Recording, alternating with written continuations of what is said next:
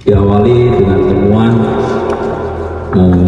ditemukan dengan jasad wanita yang umurnya 33 tahun. Halo guys, balik lagi dalam channel gua. Guys, hari ini gua akan menceritakan kasus yang baru saja terjadi. Mirisnya, yang menjadi korban merupakan seorang dosen yang bisa dikatakan memiliki prestasi dan lulusan luar negeri. Bagaimana kisahnya? Yuk kita simak videonya.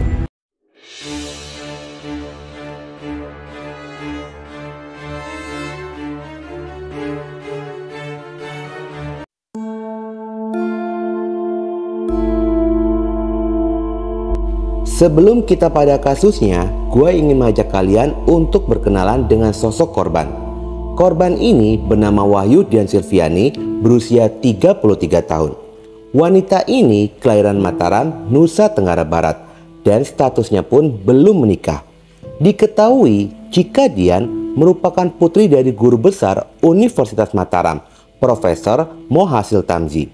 Di dalam dunia pendidikan, korban pernah mengenyam pendidikan S1 di Universitas Mataram.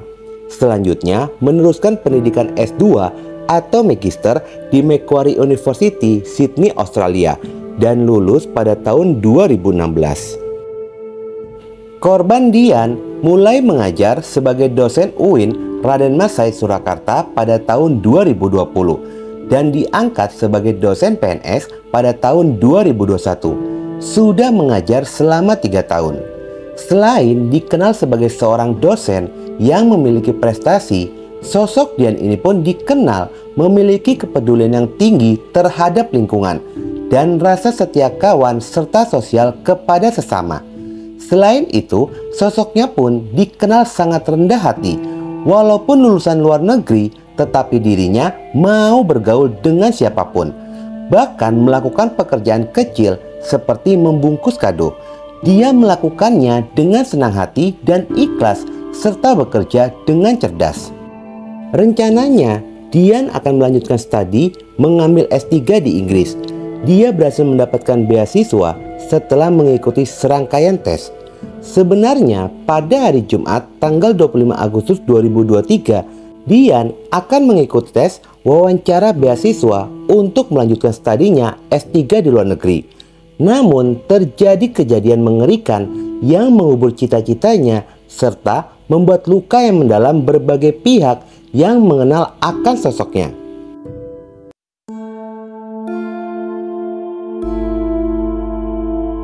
Sebelum kejadian itu, Dian baru saja membeli sebuah rumah yang berlokasi di perumahan Geraha Tempel, Desa Tempel, Kecamatan Gatak, Sukoharjo. Dikarenakan rumah masih dalam tahap renovasi, untuk sementara waktu Dian pun tinggal bersama dengan Feli temannya. Namun sejak adiknya berkunjung dari Surabaya, untuk sementara Dian menemani adiknya tinggal di rumah tetangganya yang kebetulan sedang kosong dan berada di komplek perumahan Geraha Tempel. Setelah adiknya pulang ke Surabaya, Dian pun tidak kembali ke rumah Feli, namun tetap tinggal di rumah tetangganya itu, dan terhitung sudah 3 minggu lamanya Dian tinggal di rumah tersebut. Feli mengaku masih sempat berkomunikasi dengan Dian di dalam akun Instagram ketika acara peringatan HUT ke-78 kemerdekaan Republik Indonesia. Saya kontakkan hari Minggu kemarin, soalnya saya maksudnya di IG biasa kan kayak replyan story gitu. Pada hari Rabu tanggal 23 Agustus 2023, korban Dian masih terlihat berada di kampus, sedang duduk dan membaca di perpustakaan kampus. Dian pun masih berkomunikasi dengan temannya sekitar pada jam 10 pagi. Setelah menyelesaikan aktivitasnya di kampus, korban Dian pun kembali pulang. Pada keesokan harinya, hari Kamis tanggal 24 Agustus 2023. Pada hari itu, Feli tidak melihat korban berada di kampus, lalu menghubunginya via ponsel namun tidak ada respon. Mulailah timbul perasaan curiga dan khawatir karena tidak pernah sebelumnya Dian menghilang tidak ada kabar. Feli memutuskan untuk datang ke rumah di mana Dian tinggal. Setibanya di lokasi, Feli mengetuk-ketuk pintu rumah. Setelah dilakukan beberapa kali, masih saja tidak ada respon dari dalam rumah. Ketika diintip dari balik jendela, terlihatlah adanya bercak darah. Feli yang menyadari sesuatu telah terjadi, dirinya pun segera mencari Indriyono, seorang mandor yang dipercaya oleh pemilik rumah untuk merawat rumah tersebut. Feli menceritakan adanya bercak darah dan meminta kunci cadangan untuk memeriksa kondisi dalam rumah. Indriyono pun segera merespon, mencoba memanggil lalu mengetuk-ketuk pintu rumah. Namun tetap saja tidak ada respon. Sang mandor pun berinisiatif untuk melihat kondisi dalam rumah melalui bagian atap rumah. Saat mengintip dari atap rumah, Indriyono pun mencium bau amis darah. Indriyono segera menyuruh rekannya untuk mengambil kunci rumah, dan setelah pintu terbuka, Indriyono mendapati tubuh Dian tergeletak di samping minibar di bawah kasur. Temuan itu pun segera dilaporkan ke pihak kepolisian. Polisi yang mendapatkan laporan segera bergerak menuju ke lokasi. Berdasarkan kesaksian dari Feli, jika selama ini korban Dian tidak pernah mengeluh sedang sakit ataupun sedang ada masalah. Sementara hasil dari olah TKP polisi pun menduga jika korban Dian adalah korban pembunuhan.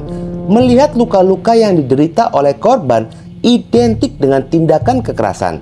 Guna dilakukan pemeriksaan lebih lanjut, tubuh korban Dian segera dievakuasi ke Rumah Sakit Mawardi Solo. Tapi terakhir kontakan kemarin jam 10 sama teman saya. Apa ada mengeluh apa sampai apa? Karena dia tuh maksudnya nggak ada masalah apa-apa sih setahu kita. Dugaan bisa macam-macam. Ada tuh pacaran, entah itu iri atau seperti apa kita belum tahu. Ada tanda-tanda kekerasan? Tanda-tanda kekerasan. Sementara ini saya belum melihat secara detail.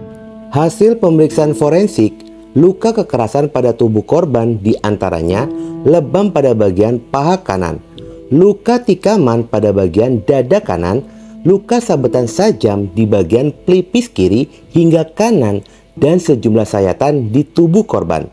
Setelah menjalani serangkaian pemeriksaan, Jumat tanggal 25 Agustus 2023, tubuh korban pun segera dikembalikan ke pihak keluarga. Tubuh korban dijemput oleh ayah dan adik korban. Seluruh rekan kerja korban melepas kepergian korban dengan doa dan air mata, mengiringi kepergian ambulans menuju Surabaya, lalu akan diterbangkan menggunakan superjet menuju Mataram untuk disemayamkan. Setelah kurang dari 12 jam, polisi melakukan penyelidikan. Polisi berhasil meringkus seorang pria bernama Dwi Ferianto berusia 23 tahun pada jam 2 dini hari. Pelaku ditangkap bersama dengan barang pribadi milik korban seperti laptop, ponsel, dan sejumlah uang milik korban. Di dalam pendalaman kasus, jika antara korban dan pelaku tidak memiliki hubungan spesial, melainkan hanyalah hubungan kerja. Korban memperkerjakan pelaku bersama 3 orang lainnya untuk melakukan renovasi rumah. Tim penyidik polisi pun merasa jika pelaku ini seorang psikopat. Saat di dalam interogasi, pelaku senyum-senyum tanpa adanya perasaan bersalah. Pelaku mengaku motif dari pembunuhan ini lantaran dirinya ditegur oleh korban ketika sedang bekerja merenovasi rumah korban. Korban menegur dengan mengatakan, "Kok tukang amatiran?" Berikut rincian kejadian hingga pembunuhan itu terjadi. Bermula pada hari Senin tanggal 21 Agustus 2023 jam 08.30 pagi hari. Korban datang untuk mengecek kondisi rumah yang sedang direnovasi oleh pelaku dan ketiga rekannya itu.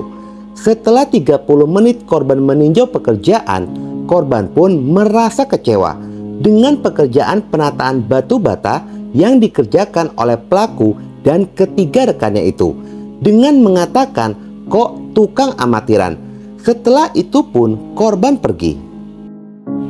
Pelaku yang merasa sudah bekerja dengan baik merasa sangat kesal atas teguran itu. Teguran kok tukang amatiran didefinisikan seolah-olah pelaku ini kerja jelek, tolol, dan bodoh yang membuatnya sakit hati dengan korban. Sejak itulah pelaku pun ingin membunuh korban. Awalnya pembunuhan itu akan dilakukan selepas dirinya bekerja, namun urung dilakukan. Pelaku pun mulai merencanakan pada keesokan harinya, tanggal 22 Agustus 2023, pelaku menggambarkan bagaimana awal masuk ke dalam rumah hingga sajam yang akan digunakan untuk membunuh korban.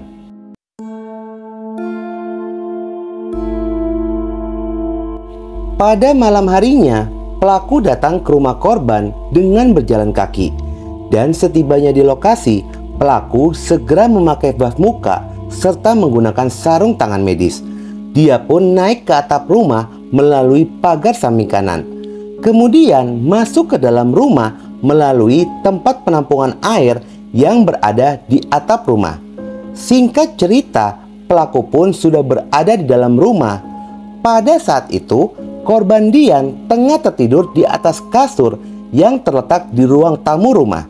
Pelaku yang melihat korban sedang tidur langsung menempelkan pisau daging yang dia bawa ke leher korban dan menyuruh korban untuk diam dan tidak berteriak.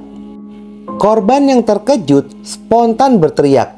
Pelaku menekan leher korban menggunakan jempolnya kurang lebih 5 menit hingga membuat korban merasa lemas.